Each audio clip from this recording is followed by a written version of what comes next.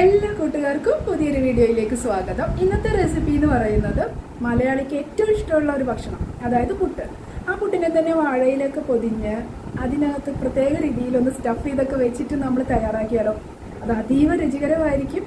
അതുപോലെ തന്നെ കാണാനും ചെയ്യാനും കഴിക്കാനും ഒക്കെ പ്രത്യേകത ഉണ്ടാവും. അപ്പോൾ നിങ്ങൾക്ക് ഏറ്റവും ഇഷ്ടപ്പെട്ട ഭക്ഷണമായ പുട്ടിൻ്റെ റെസിപ്പി വളരെ വ്യത്യസ്തമായ രീതിയിൽ ഞാൻ തയ്യാറാക്കിയാണ് ഇന്നത്തെ ഈ റെസിപ്പി ചെയ്യാൻ പോകുന്നത്. അപ്പോൾ നമുക്ക് ആ വീഡിയോയിലേക്ക് ഒട്ടും തന്നെ വൈകേണ്ട, എല്ലാവരും the taste of India by രശ്മിയുടെ കിച്ചണിലേക്ക് പോകുന്നു. ആദ്യം തന്നെ നമുക്ക് പുട്ട് തയ്യാറാക്കാനായിട്ടൊരു ബൗൾ എടുത്ത് വെക്കാം. അതിലേക്ക് 1 കപ്പ് അളവിൽ അരിമാവ് ഇട്ട് കൊടുക്കുകയാണ്, പുട്ടിൻ്റെ പൊടി. അതിലേക്ക് ഉപ്പ് ആവശ്യത്തിനിട്ട് അല്പം വെള്ളവും കൂടി ചേർത്തിട്ട് നന്നായിട്ടൊന്ന് മിക്സ് ചെയ്ത് മാറ്റി വയ്ക്കാം. ഒരു 5 മിനിറ്റ് അവിടെ ഇരുന്നോട്ടെ. ഇനി വാഴയില എടുക്കുക. വാഴയില എടുത്തിട്ട് ഇതിൻ്റെ പിൻഭാഗത്ത് ഇതേപോലെ ഒരു കനമുള്ള സ്റ്റെം ഉണ്ടല്ലോ, അതൊന്ന് കട്ട് ചെയ്തിട്ട് അടുപ്പത്ത് വെച്ചിട്ട് ഒന്ന് ചെറുതായിട്ടൊന്ന് വഴറ്റിയെടുക്കുക. ഇലയൊന്ന് സ്റ്റിഫ്നെസ് മാറ്റിയെടുക്കാൻ വേണ്ടിയിട്ട്. അപ്പോൾ നന്നായിട്ടൊന്ന് നമുക്കിത് കെട്ടിയെടുക്കണമല്ലോ, ആ രീതിയിലേക്കൊന്ന് ചൂടാക്കി തയ്യാറാക്കി മാറ്റി വയ്ക്കാം. ഇനി 2 നേന്ത്രപ്പഴം എടുക്കുക. 2 എണ്ണം വേണമെന്നില്ല, ഇപ്പം ഞാൻ 1 കപ്പ് അളവിൽ കാണിക്കുന്നുള്ളൂ. അപ്പോൾ അതിലേക്ക് ഞാൻ 1 നേന്ത്രപ്പഴം എടുത്തിട്ട് ഇതുപോലെ നൈസായിട്ട് കുഞ്ഞായിട്ട് കട്ട് ചെയ്തെടുക്കുക. എത്രമാത്രം കനം കുറച്ചെടുക്കാവോ അത്രമാത്രം കനം കുറച്ച് ചെറിയ കഷ്ണങ്ങളാക്കി ഇതുപോലെ കട്ട് ചെയ്ത് മാറ്റി വയ്ക്കാം.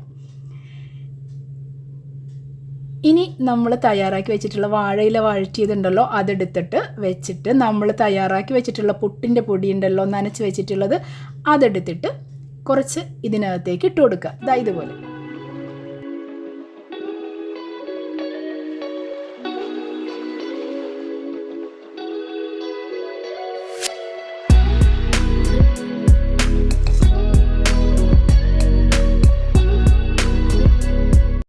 ഇനി അതിലേക്ക് ചിരവി വെച്ച തേങ്ങ, പുട്ടാണെങ്കിൽ തേങ്ങ മസ്റ്റായിട്ട് വേണമല്ലോ, അപ്പം നിങ്ങളുടെ ഇഷ്ടാനുസരിച്ചിട്ട് തേങ്ങ ചേർത്ത് കൊടുക്കാം. ആദ്യം തേങ്ങ ചേർത്ത് കൊടുക്കരുത് കേട്ടോ, ഞാൻ പറഞ്ഞുതരാം എന്താണെന്ന്. ആദ്യം പുട്ടിൻ്റെ പൊടി തന്നെ ഇടുക, എന്നിട്ട് തേങ്ങയുടെ മേളിൽ വേണം നമ്മുടെ പഴക്കഷ്ണങ്ങൾ ഇട്ട് കൊടുക്കാൻ. പഴക്കഷ്ണങ്ങൾ ഏകദേശം ഈ പുട്ടിൻ്റെ ആ ഒരു റേഷ്യോ അനുസരിച്ചിട്ട് ഒരു ജിതം പോലെയൊക്കെ ചെയ്യാം. ഏകദേശം ഒരു അരപ്പഴമൊക്കെ ചേർത്ത് കൊടുക്കുക. ഇനി 1 ടീസ്പൂൺ അളവിൽ പഞ്ചസാര ചേർത്ത് കൊടുക്കുക. അപ്പോൾ അത് പഴത്തിന് മേളിൽ തന്നെ ഇട്ട് കൊടുക്കുക കേട്ടോ. കറക്റ്റ് 1 ടീസ്പൂണായിരിക്കും കറക്റ്റായിട്ട് ഉണ്ടാവുക. അതായത് പഞ്ചസാര ഇട്ട പുട്ടായിട്ട് തോന്നരുത് നമുക്ക് കഴിക്കുമ്പോൾ. എന്നാൽ നേരിയൊരു മധുരം, പഴത്തിന് നല്ല രീതിയിൽ മധുരം കിട്ടണം. പിന്നെ അത് 1/2 ടീസ്പൂൺ അളവിൽ നെയ്യ് ചേർത്ത് കൊടുക്കുക. നെയ്യ് നന്നായിട്ട് ഇതേപോലെ തന്നെ, നെയ്യ് എന്താണെങ്കിലും ചേർത്തിരിക്കണം കേട്ടോ, അതാണ് ഇതിൻ്റെ ഏറ്റവും ഹൈലൈറ്റ് ചെയ്യുന്ന ടേസ്റ്റ് എന്ന് പറയുന്നത് തന്നെ. അപ്പം നെയ്യ് ചേർത്ത് കൊടുക്കാം. ഞാനിങ്ങനെ പുട്ടുണ്ടാക്കി എപ്പോഴും കഴിക്കാറുണ്ട്, ഇലയിലല്ല അല്ലാതെ തന്നെ. അപ്പോൾ എനിക്ക് നന്നായിട്ട് അറിയാം ഇതിൻ്റെ സ്വാദം എന്താണെന്ന്. ഇനി ഇതിന് മുകളിൽ തേങ്ങ വെച്ച് കൊടുക്കാം, ചിരവിയ തേങ്ങ വെച്ച് കൊടുക്കാം. അതിനുശേഷം നമ്മളിപ്പോൾ ഇട്ട എല്ലാ ഫില്ലിങ്ങുകളും കവർ ചെയ്ത് വരുന്ന രീതിയിൽ കുറച്ച് പുട്ടിൻ്റെ പൊടി ഇട്ട് കൊടുക്കുക. നനച്ച പുട്ടിൻ്റെ പൊടി മേളിലിട്ട് കൊടുക്കുക. ഒരുപാടൊന്നും ഇടണമെന്നില്ല, നമ്മൾ ആദ്യം ഇട്ട അത്രയൊന്നും അല്ല, ജസ്റ്റ് ഇതൊന്ന് പാക്ക് ചെയ്യാൻ വേണ്ടിയിട്ട്, അതായത് കവർ ചെയ്ത് വയ്ക്കാൻ വേണ്ടിയിട്ട്. നമ്മൾ കച്ചോരി പിന്നെ സ്റ്റഫ്ഡ് പൊറാത്തയൊക്കെ ഇരിക്കില്ലേ, ഫില്ലിങ് ഉള്ളിലിരുന്നിട്ട് പുറത്തൊന്നും കാണാത്ത വിധത്തിൽ ആ ഒരു രീതിയിൽ കവർ ചെയ്ത് കൊടുക്കാൻ വേണ്ടിയിട്ട് മാത്രം കുറച്ച് പുട്ടിൻ്റെ പൊടി മേളിൽ തൂവുക. ഇനി ഇതിൻ്റെ മേളിൽ തേങ്ങാപ്പീരയൊന്നും ചേർത്ത് കൊടുക്കരുത്. അപ്പോൾ താഴെ ഭാഗവും മേളിലെ ഭാഗവും പുട്ടുപൊടി തന്നെ ആയിരിക്കും, ചുറ്റിനും പുട്ട് തന്നെ ആയിരിക്കും ഉണ്ടാവുക. ഈ രീതിയിലൊന്ന് പതിയെ ഒന്ന് സെറ്റ് ചെയ്ത് പ്രസ് ചെയ്തിട്ട് ഇങ്ങനെ ഒന്ന് കവർ ചെയ്ത് കൊടുക്കുക. അപ്പോൾ ഇപ്പം മൊത്തത്തിൽ പുട്ടിൻ്റെ പൊടി കൊണ്ട് കവേർഡ് ആയിട്ടുണ്ട്, ഉള്ളിലാണ് ഇപ്പോൾ ഫില്ലിങ് ഇരിക്കുക. ഇനി നമ്മുടെ ഈ വാഴയില എടുത്തിട്ട് നമ്മൾ കിഴി കെട്ടണ പോലെ കെട്ടിയെടുക്കാം. ആ മേളിലേക്കെല്ലാം എടുത്തിട്ട് എല്ലാ ഭാഗവും ഒരുപോലെ എടുത്തിട്ട് ഇതുപോലെ ചേർത്ത് പിടിച്ചിട്ട് നന്നായിട്ടൊന്ന് വാഴയില ഇതിൻ്റെ നാരുണ്ടല്ലോ, വാഴനാര്, അത് വെച്ചിട്ട് കെട്ടുകയാണെങ്കിൽ അത് നല്ലത്. അല്ലെങ്കിൽ എന്തെങ്കിലും ചരടോ എന്തെങ്കിലുമൊക്കെ ഉണ്ടെങ്കിൽ കെട്ടാം. അപ്പോൾ എൻ്റെ അടുത്ത് ഇപ്പോൾ വാഴനാര് ഞാൻ എടുക്കാൻ മറന്നതുകൊണ്ട് നമ്മൾ ആ സ്റ്റെമ്മ് കട്ട് ചെയ്ത് കളഞ്ഞൊരു ഭാഗം ഉണ്ടല്ലോ, അത് ഞാൻ നൈസായിട്ട് ഇങ്ങനെ സ്ലൈസ് ചെയ്തെടുത്തിട്ട് അടുപ്പിൽ വെച്ചൊന്ന് ചൂടാക്കി എടുത്തപ്പോൾ ശരിക്കും വാഴനാരുമാര് തന്നെ കിട്ടി എനിക്ക്. അപ്പോൾ അത് വെച്ചിട്ട് കെട്ടാമെന്ന് വിചാരിക്കണം, പൊട്ടിപ്പോകുമെന്നറിയില്ല, നോക്കാം. എന്താണെന്നറിയോ, എനിക്ക് വാഴയില ഇല്ല സത്യത്തിൽ. ഞാൻ എൻ്റെ ഒരു ഫ്രണ്ടിൻ്റെ വീട്ടിൽ പോയി വാഴയില സംഘടിപ്പിച്ചുകൊണ്ട് വന്നതാണ്. അപ്പോൾ പിന്നെ വാഴനാര് ഇനി അന്വേഷിച്ച് പോകാൻ ടൈമില്ല. അപ്പം വാഴനാരിന് പകരം ഞാൻ ഇങ്ങനെ ഒന്ന് കെട്ടി, വാഴയുടെ ഇത് വെച്ച് തന്നെ കെട്ടായിരിക്കും നല്ലത് ഇങ്ങനെ ചെയ്യുമ്പോൾ. അപ്പോൾ നമ്മുടെ കിഴി ഇത് സെറ്റായി കണ്ടോ, നല്ലൊരു പാക്കായില്ലേ ഇപ്പോൾ ഇത്. ഇനി ഇതൊന്ന് ഞാൻ പറഞ്ഞ ആ സംഭവം എടുത്തിട്ട് ഒന്ന് കെട്ടി അങ്ങ് ടൈറ്റ് ചെയ്ത് കഴിഞ്ഞാൽ സംഭവം റെഡിയായി. ഇതാട്ടോ ഞാൻ പറഞ്ഞ എൻ്റെ വാഴനാര് ഇതാണ്. നന്നായിട്ട് വഴണ്ട് വന്നിട്ടുണ്ട് ചൂടാക്കിയപ്പോഴേക്കും.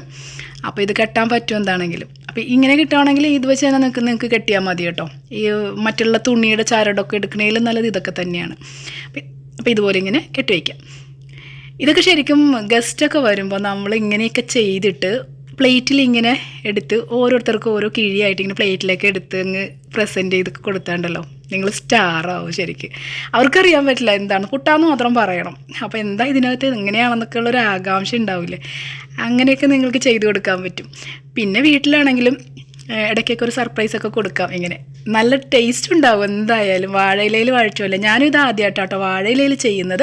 പുട്ട് ഈ രീതിയിൽ എപ്പോഴും കഴിക്കാറുണ്ട്, നല്ല ടേസ്റ്റാണ്. അപ്പോൾ ദാ നമ്മുടെ വാഴയില കെട്ടി കഴിഞ്ഞു. ഇനിയിപ്പോൾ ദാ ഒരു സ്റ്റീമറിൽ നന്നായിട്ട് സ്റ്റീം വന്നു കഴിഞ്ഞിട്ട് വെള്ളം ഒഴിച്ച് നന്നായിട്ട് സ്റ്റീം വരുമ്പോഴേക്കും നമ്മളിപ്പോൾ കെട്ടി വെച്ചിട്ടില്ല ദാ ഈ കിഴി. ഞാനിപ്പോൾ ഇത് ഒരെണ്ണം ഉണ്ടാക്കുന്നുള്ളൂ, ഇപ്പോൾ ജസ്റ്റ് ഇപ്പോൾ നിങ്ങളെ കാണിക്കാൻ ഒരെണ്ണം ഉണ്ടാക്കുകയാണ്. ഇപ്പോൾ നിങ്ങൾക്ക് 3 or 4 ഒക്കെ ഉണ്ടാക്കുന്നതാണെങ്കിൽ ഇതിങ്ങനെ ചുറ്റിനും ഇങ്ങനെ വെച്ച് കൊടുത്താൽ മതി, ഒറ്റയടിക്കെല്ലാം ആയി കിട്ടും.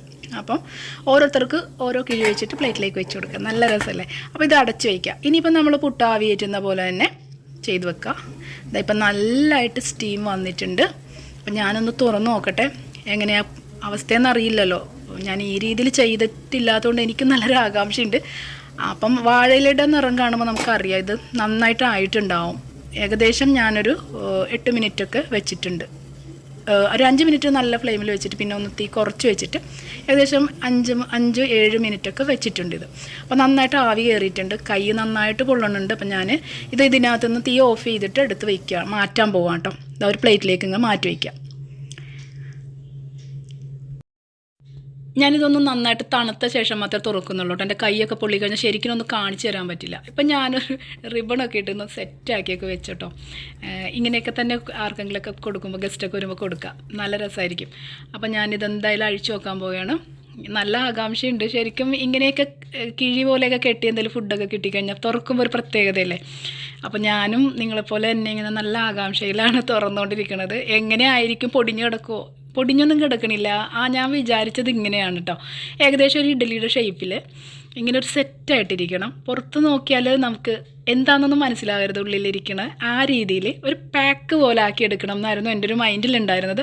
അതായി കിട്ടിയിട്ടുണ്ട്. ഇതായത് കണ്ടോ, നല്ല സോഫ്റ്റ് ആട്ടോ. ഞാനിങ്ങനെ പതുക്കെ പിടിച്ചിട്ട് അങ്ങനെ പൊക്കിയതാണ് ബാക്ക് സൈഡ് നോക്കാൻ വേണ്ടിയിട്ട്. അപ്പോൾ ഞാൻ വിചാരിച്ചത് ഇതാണ്, ഇതേപോലെ ഇരിക്കണം ശരിക്കും തുറക്കുമ്പോൾ. ഇനിയിപ്പോൾ ഇത് പൊട്ടിച്ച് നോക്കാം. നല്ല സോഫ്റ്റാണ്, പുറത്ത് അത്രയ്ക്ക് ചൂടില്ല. ഞാൻ ഏകദേശം ആറിയിട്ടാണ് എടുത്തത്. പക്ഷേ ഉൾവശത്തേക്ക് വരുമ്പോഴേക്കും ചൂട് അടിക്കുന്നുണ്ട് കേട്ടോ. അതിൻ്റെ ഉള്ളിൽ നല്ല ചൂടുണ്ട്. അപ്പം എന്താണെങ്കിലും കഴിച്ചു നോക്കാനായിട്ട് നല്ലൊരു ആകാംക്ഷ തോന്നുന്നുണ്ട്. വാഴയിലയുടെ ആ ഒരു ടേസ്റ്റ് എന്ന് പറയുന്നത് നിങ്ങൾക്കറിയാമല്ലോ, അതും കൂടി ഇതിനകത്തേക്ക് ചേരുമ്പോൾ കിട്ടുന്നത് ഒരു പ്രത്യേകത ഉണ്ടാവും എന്തായാലും. അപ്പം ഞാൻ എന്താണെങ്കിലും ഒന്ന് കഴിച്ചു നോക്കട്ടെ, കഴിച്ചു നോക്കിയിട്ട് പറഞ്ഞുതരാം.